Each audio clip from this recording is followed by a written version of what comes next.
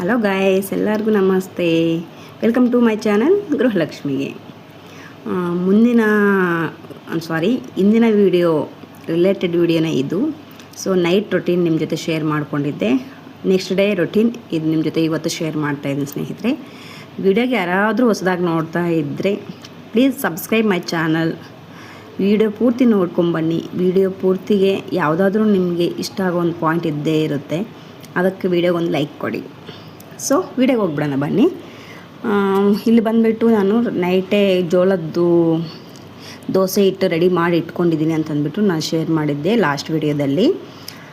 ಇವಾಗ ದೋಸೆ ಹಿಟ್ಟು ಮತ್ತು ಉದ್ದಿನ ವಡೆ ಮಾಡೋಣ ಅಂತಂದ್ಬಿಟ್ಟು ಅದನ್ನು ನೈಟು ರುಬ್ಬಿ ನಾನು ಫ್ರಿಜ್ಜಲ್ಲಿ ಇಟ್ಟಿದ್ದೆ. ಅದನ್ನೆರಡನ್ನೂ ನಾನು ತೆಗೆದು ಆಚೆ ಇಟ್ಟಿದ್ದೀನಿ, ಮಕ್ಕಳ ಟಿಫನ್ ಬಾಕ್ಸ್ ರೆಡಿ ಮಾಡೋಣ ಅಂತ. ಸೊ ಇವಾಗ ಒಂದು ಸ್ವಲ್ಪ ಲೈಟಾಗಿ ನಮಗೆ ಬೂಸ್ಟಿಂಗ್ ಬೇಕಲ್ಲ ಬೆಳಗ್ಗೆ ಕೆಲಸ ಮಾಡೋಕ್ಕೆ. ನನಗೆ ಮಾತ್ರ ಈ ಒಂದು ಕಾಫಿ ಇಲ್ಲ ಅಂತಂದರೆ ಬೆಳಗ್ಗೆ ಕೆಲಸಗಳು ಆಗಲ್ಲ. ಆದ್ದರಿಂದ ಅದೆಲ್ಲ ರೆಡಿ ಮಾಡಿಕೊಂಡು ಕಾಫಿ ರೆಡಿ ಮಾಡಿಕೊಂಡು ಕುಡಿದು ಮತ್ತು ಮಿಕ್ಕಿದ ಕೆಲಸ ಎಲ್ಲ ನಾನು ಸ್ಟಾರ್ಟ್ ಮಾಡ್ತೀನಿ. ಸೊ ಆಲ್ರೆಡಿ ಕಾಫಿಗೆ ಇಟ್ಟಿದ್ದೀನಿ. ಇಲ್ಲಿ ಕಾಫಿ ಕುದಿಯೋ ಅಷ್ಟೊತ್ತಿಗೆ ಟೊಮೊಟೊ ಕಟ್ ಮಾಡ್ಕೊತಾ ಇದ್ದೀನಿ. ಟೊಮೊಟೊ ಚಟ್ನಿ ಯಾಕೆ ಮಾಡ್ತಾಯಿದ್ದೀನಿ ಅಂತಂದರೆ, ಮಕ್ಕಳು ಲಾಸ್ಟ್ ಟೈಮ್ ದೋಸೆ ಮತ್ತು ಇಡ್ಲಿಗೆಲ್ಲ ನಾನು ಚಟ್ನಿ ಕಲಿಸ್ಕೊಟ್ಟಾಗ ಇವಾಗ ತುಂಬ ಬಿಸಿಲಿರೋದ್ರಿಂದ ತುಂಬ ಸೆಕೆ ಇರುತ್ತೆ. ಚಟ್ನಿ ಮಧ್ಯಾಹ್ನಕ್ಕೆ ಸ್ಮೆಲ್ ಬರ್ತಾಯಿದೆ. ಯಾಕಂದರೆ ಬೆಳಗ್ಗೆ 8 ಗಂಟೆ ನಾವು ಲಂಚ್ ಬಾಕ್ಸ್ ರೆಡಿ ಮಾಡಿ ಕಳಿಸ್ತೀವಿ. ಸೊ ಮಧ್ಯಾಹ್ನ ಅವರು 12:30 1 ಗಂಟೆ 1:30 ಆಗುತ್ತೆ ಒಮ್ಮೊಮ್ಮೆ ಅವ್ರು ತಿನ್ನೋ ಅಷ್ಟೊತ್ತಿಗೆ ಚಟ್ನಿ ಹಾಳಾಗಿರುತ್ತೆ, ತಿನ್ನಲಿಕ್ಕೆ ಚೆನ್ನಾಗಿರಲ್ಲ, ಸ್ಮೆಲ್ ಬರ್ತಿರುತ್ತೆ ಅಂತಂದ್ಬಿಟ್ಟು ನಮ್ಮ ಮಕ್ಕಳಿಬ್ಬರು ಕಂಪ್ಲೇಂಟ್ ಮಾಡಿದ್ರು. ಸೊ ಅದೇ ಕಾರಣಕ್ಕೆ ನಾನು ಇವಾಗ ಅದಕ್ಕೆ ಚಟ್ನಿ ಅಂತಂದ್ಬಿಟ್ಟು ಬೇಡ, ಪಲ್ಯನೂ ಬೇಡ, ಟೊಮೊಟೊ ಚಟ್ನಿ ಕಾಂಬಿನೇಷನ್ ಚೆನ್ನಾಗಿರುತ್ತೆ, ಟ್ರೈ ಮಾಡೋಣ ಜೋಳದ ದೋಸೆಗೆ ಅಂತಂದ್ಬಿಟ್ಟು ಟೊಮೊಟೊ ಚಟ್ನಿ ಮಾಡ್ತಾಯಿದ್ದೀನಿ. ತಿಂದು ಹೇಳ್ತಾಯಿದ್ದೀನಿ, ನಿಜವಾಗ್ಲೂ ತುಂಬ ಚೆನ್ನಾಗಿತ್ತು, ತುಂಬ ಚೆನ್ನಾಗಿದೆ ಕಾಂಬಿನೇಷನು. ನೀವೊಮ್ಮೆ ಟ್ರೈ ಮಾಡಿ. ಸೊ ಕಾಫಿ ಜೊತೆ ಬೆಳ್ಳುಳ್ಳಿ ಮತ್ತು ಈರುಳ್ಳಿ ಸಹ ಬಿಡಿಸ್ಕೊಂಡಿದ್ದ ಆಯಿತು. ಇವಾಗ ಟೊಮೊಟೊನ ಒಂದು ಬಾಣಲಿಗೆ ಹಾಕ್ಬಿಟ್ಟು ಈ ರೀತಿ ಎಣ್ಣೆಯನ್ನು ಸ್ವಲ್ಪ ಹಾಕಿ ಬೇಯಿಸ್ಕೊತಾ ಇದ್ದೀನಿ. ಆಲ್ಮೋಸ್ಟ್ ನಾವು ಟೊಮೊಟೊ ಚಟ್ನಿ ಮಾಡಬೇಕಂತಂದರೆ ಎಲ್ಲರೂ ಒಂದೇ ಥರನೇ ಮಾಡ್ತೀವಿ. ಕೆಲವರು ಸ್ವಲ್ಪ ಡಿಫ್ರೆಂಟಾಗಿ ಮಾಡ್ತಾರೆ. ನನ್ನದೇ ಆದ ಸ್ಟೈಲ್ ನಾನು ಮಾಡಿ ತೋರಿಸ್ತಾ ಇದ್ದೀನಿ. ಫಸ್ಟ್ ಏನು ಮಾಡ್ತೀನಿ ಅಂದರೆ, ಟೊಮೊಟೊ ಈ ರೀತಿ ಸ್ವಲ್ಪ ಉದ್ದುದ್ದಕ್ಕೆ ಹಚ್ಕೊಂಡ್ಬಿಟ್ಟು ಈ ರೀತಿ ಎಣ್ಣೆ ಜೊತೆ ಚೆನ್ನಾಗಿ ಫ್ರೈ ಮಾಡ್ಕೊತೀನಿ. ಫ್ರೈ ಮಾಡ್ಕೊಂಡಿದ್ದ ಆದಮೇಲೆ ಒಂದೊಂದು ಬಾಣಲೆಯಲ್ಲಿ ಸ್ವಲ್ಪ ಬೆಳ್ಳುಳ್ಳಿ ಮತ್ತು ಒಂದು ಸ್ವಲ್ಪ ಈರುಳ್ಳಿ, ಜೀರಿಗೆ, ಮೆಂತ್ಯ, ಹಸಿಮೆಣಸಿನ್ಕಾಯಿ ಮತ್ತು ಒಣಗಿರೋ ಮೆಣಸಿನ್ಕಾಯಿ ಎರಡೂ ಹಾಕ್ಕೊಳ್ತೀನಿ. ಬಟ್ ಇವತ್ತು ಬರೀ ಹಸಿಮೆಣಸಿನ್ಕಾಯಿ ಅಷ್ಟೇ ಹಾಕ್ತಾಯಿದ್ದೀನಿ. ಒಣಮೆಣಸಿನ್ಕಾಯಿ ನನ್ನ ಹತ್ರ ಅವೈಲಬಲ್ ಇಲ್ಲ ಅನ್ನೋ ಕಾರಣಕ್ಕೆ. ನೆಕ್ಸ್ಟ್ ಕಂಪಲ್ಸರಿ ಏನೇ ಚಟ್ನಿ ಮಾಡಲಿ ಒಂದು 3 ರಿಂದ 4 ಎಲೆಯಷ್ಟು ಕರಿಬೇವಿನ ಸೊಪ್ಪಿನ ಎಲೆ ಹಾಕ್ತೀನಿ, ಸ್ವಲ್ಪ ಕೊತ್ತಂಬರಿ ಸೊಪ್ಪು, ಇಷ್ಟನ್ನು ಹಾಕ್ಕೊಂಡು 1 ಟೇಬಲ್ ಸ್ಪೂನಷ್ಟು ಎಣ್ಣೆ ಹಾಕ್ಬಿಟ್ಟು ಚೆನ್ನಾಗಿ ಬಾಡಿಸ್ತೀನಿ ಎಣ್ಣೆಯಲ್ಲೇ.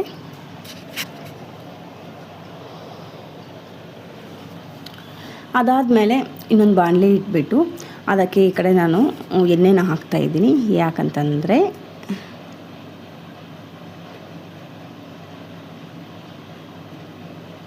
ಉದ್ದಿನ ವಡೆ ಮಾಡಲಿಕ್ಕೆ ಅಂತಂದ್ಬಿಟ್ಟು ಒಂದು ಕಡೆ ಎಣ್ಣೆ ಬಿಸಿ ಮಾಡ್ಕೊಳ್ತಾ ಇದ್ದೀನಿ, ಇನ್ನೊಂದು ಕಡೆ ಟೊಮೊಟೊನೆಲ್ಲ ಹುರಿದಿಟ್ಕೊಂಡಿದ್ನಲ್ಲ ಅದನ್ನು ತಣ್ಣಗೆ ಹಾಕಿಬಿಟ್ಟಿದ್ದೀನಿ.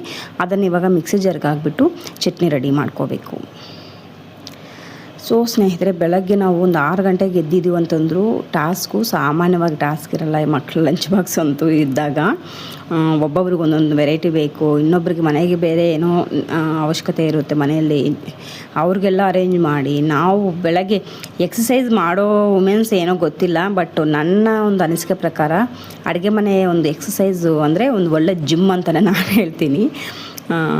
ಸೊ ಅದಾದಮೇಲೆ ಉದ್ದಿನ ವಡೆ ಹಾಕೋದು ನಿಮಗೆ ಮೇ ಬಿ ಅದು ವಿಡಿಯೋ ಸ್ಕಿಪ್ ಆಗಿದೆ ಅನಿಸುತ್ತೆ.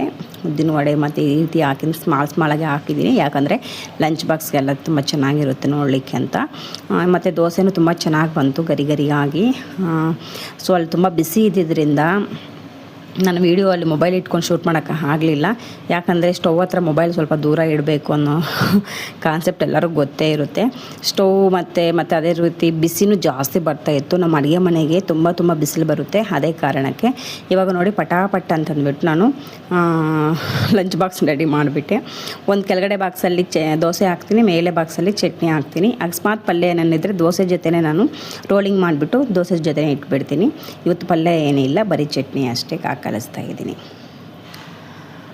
ಸೊ ಸ್ನೇಹಿತರೆ, ಹೊಸದಾಗಿ ನೋಡ್ತಾ ಇರೋರಿಗೆ ನನ್ನ ಪರಿಚಯ. ನನ್ನ ಹೆಸರು ಸುನೀತಾ. ನಾನೊಬ್ಬ ಸೋಷಿಯಲ್ ವರ್ಕರ್. ಸೊ ನಮ್ಮದೇ ಆಗಿರುವಂಥ ಒಂದು ಟ್ರಸ್ಟ್ ಇದೆ, NGO ಅಂತಂದ್ಬಿಟ್ಟು. ಸೊ ಅದರಲ್ಲಿ ನಾನು ಸೆಕ್ರೆಟರಿಯಾಗಿ ಕೆಲಸ ಮಾಡ್ತಾಯಿದ್ದೀನಿ. ಅದ್ರ ಜೊತೆಗೆ ಫ್ಯಾಮಿಲಿ ನೋಡ್ಕೊತಾ ಇದ್ದೀನಿ. ಈ ಒಂದು 2 ಚಾನಲನ್ನು ರನ್ ಮಾಡ್ತಾಯಿದ್ದೀನಿ.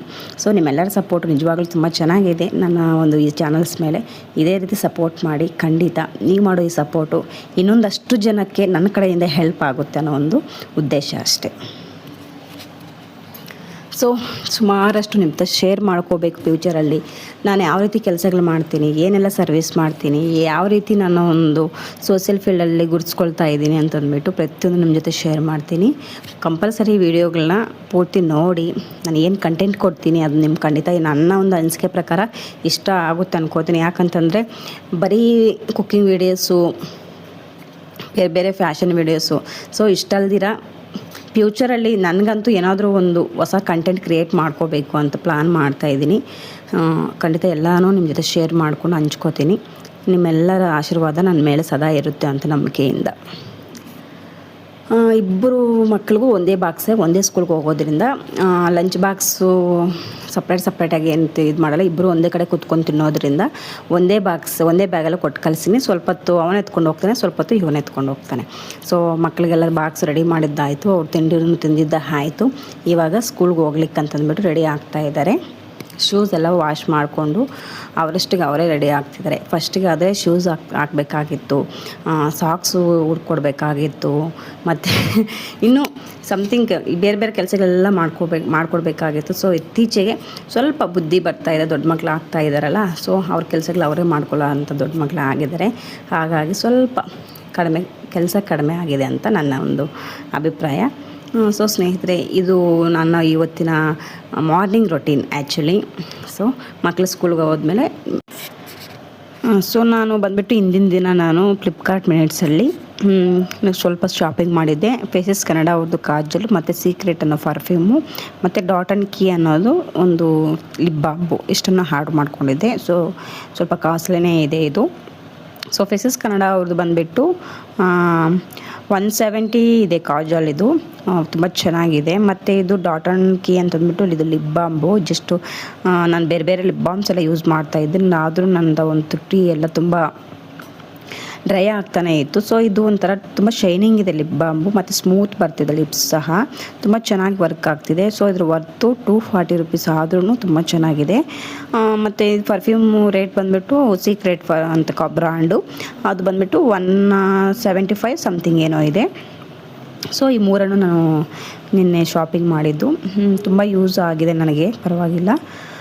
ಸೊ ಸ್ನೇಹಿತರೆ, ಇದು ನನ್ನ ಇವತ್ತಿನ ವಿಡಿಯೋ. ಸಣ್ಣ ವೀಡಿಯೋಸ್ ತುಂಬ ಲೆಂತ್ ಹಾಕೋಕ್ಕೆ ಹೋಗಲ್ಲ, 10 ನಿಮಿಷದ ಒಳಗಡೆನೇ ಹಾಕ್ತೀನಿ. ಯಾಕಂತಂದರೆ ತುಂಬ ಬೋರ್ ಆಗಬಾರ್ದಲ್ಲ. ಸೊ ಅದೇ ಕಾರಣಕ್ಕೆ ಫ್ಯೂಚರಲ್ಲಿ ನಿಮ್ಮ ಜೊತೆ ನಾನು ಒಂದು ಡೈಲಿ ರೊಟೀನ್ ಶೇರ್ ಮಾಡಿಕೊಂಡು ಕೆಲವೊಂದು ರಿಯಲ್ ಸ್ಟೋರೀಸ್ನ ನಿಮ್ಮ ಜೊತೆ ಶೇರ್ ಮಾಡಬೇಕಂತಿದ್ದೀನಿ.